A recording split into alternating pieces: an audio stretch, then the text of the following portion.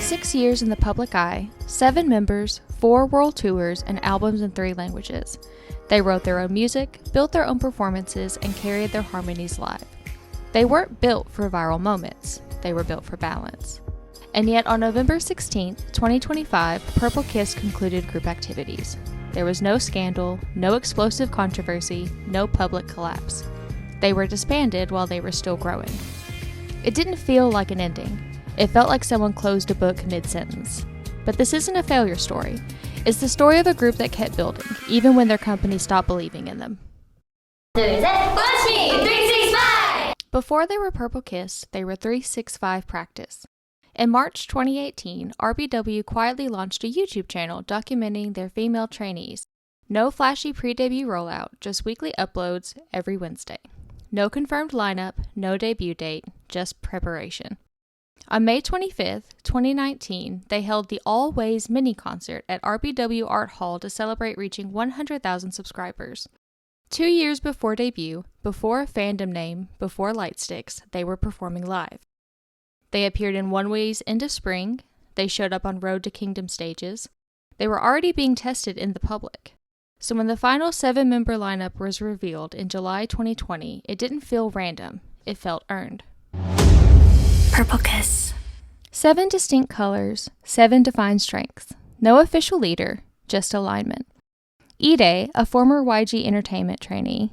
Swan, trusted to sing the guide tracks for Mamamoo's Windflower and Chungha's Snapping pre-debut. Yuki, RBW's first Japanese idol. Na Go-eun, a Protos 48 semi-finalist. Chaeyeon, a K-pop Star 3 finalist. Park Ji-eun, a Produce 48 contestant, and Dozy, a Mix 9 contestant. When they were introduced, RBW described them as a versatile girl group with exceptional vocal and performance skills. At the time, it sounded like standard company language, but they backed it up. Before they officially debuted in November 2020, they released My Heart Skipped a Beat. Dark, rock-influenced, member-produced, and choreographed. Then February 2021, they released Can We Talk Again? Vocal-driven, emotional, and also member-written. 2 opposite concepts, same group. Then March 15, 2021, the official debut with Into Violet and title track Ponzonia. 12,405 first week sales. Not explosive, but solid. Ponzonia wasn't outsourced. It started off as a trainee evaluation piece written by Go-eun, Swan, and Yuki. From debut onward, their names kept appearing in credits. Across nearly every release, at least one member contributed. Creative involvement wasn't a temporary detail. It was part of how Purple Kiss operated. It was their foundation.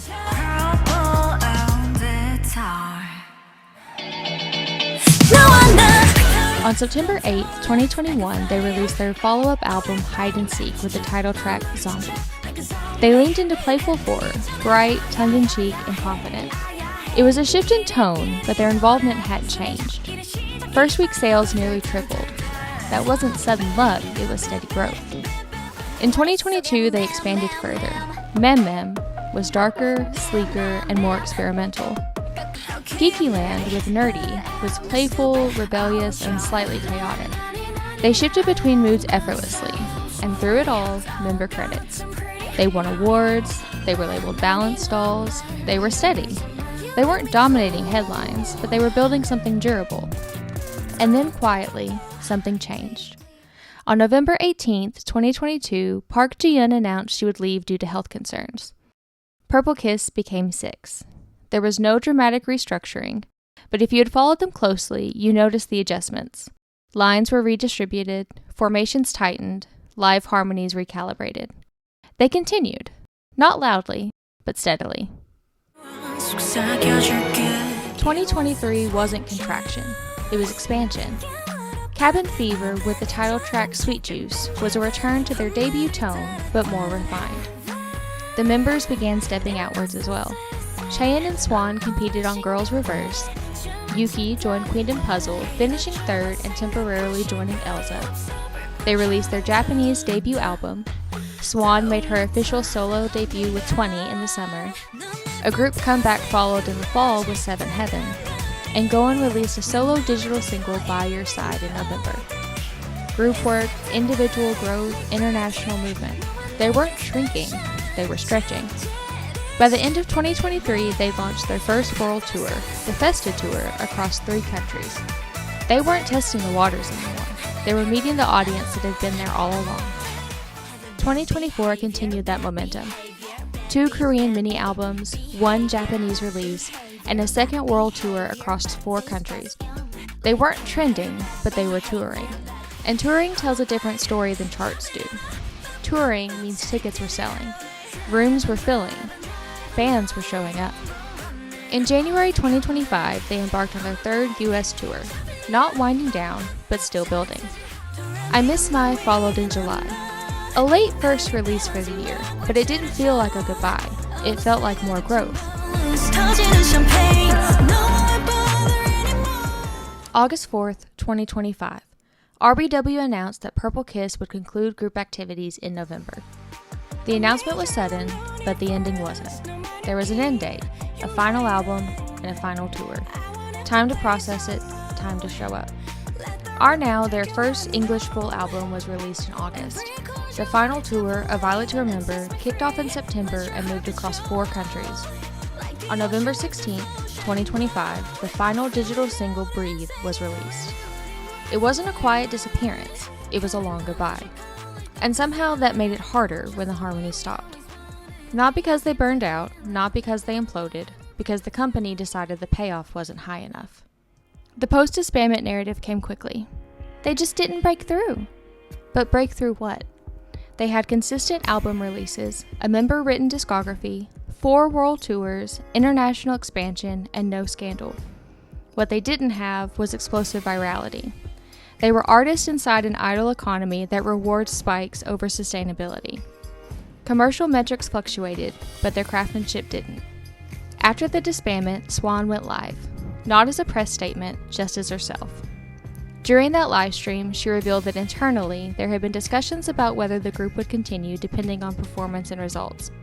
She referenced uncertainty stretching back to the Festa era. An ultimatum, which reframed everything.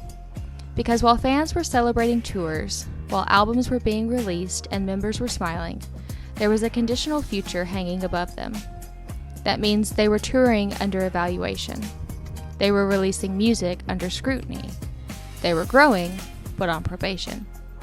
And here's where confusion becomes frustration. If continuation was conditional, why fund multiple international tours? Why release an English album months before ending activities? Why expand globally if patience domestically was running out? It felt like 2 strategies colliding. Invest enough to test them, but not enough to fully commit. And when the growth didn't spike, the clock ran out. When Swan spoke about the ultimatum, she didn't sound bitter. She sounded tired. Imagine creating while knowing your future is conditional. Imagine pouring more into choreography, production meetings, event planning, because continuation depends on it. They became even more involved, more hands-on, not because they had to for artistry, but because they had to survive. So where are the members now? Jian moved into acting under a new company. Yuki returned to Japan, signing with an agency. Swan stayed connected to fans online. Chaeyeon continued composing. Dozy, now using her given name Unsong, chose individual growth. Goen is releasing covers online, and Ire begins her next chapter. The harmony separated, but it didn't disappear. It's still there, in the songs, in the stages, in the people who stayed. They weren't loud about their legacy, but they left one anyway. 6 years that moved faster than any of us expected. 7 members who somehow made it feel effortless. 4 world tours built city by city, stage by stage. Albums in 3 languages, but always the same identity. They wrote their own songs and left their fingerprints on them, shaped their own performances until they felt unmistakably theirs, carried their harmonies live, not perfectly, but honestly. They were still growing, but that growth wasn't enough. Maybe balance is too quiet for an industry that rewards noise. Maybe sustainability isn't exciting enough for the quarterly expectations. And that's what makes Abandoned feel accurate. Not because they were mistreated loudly, but because the company stopped believing quietly. Not in their talent, in their ceiling. But the people who were paying attention, we saw it. Different colors, one harmony. That was Purple Kiss. And for Plory, that was more than enough.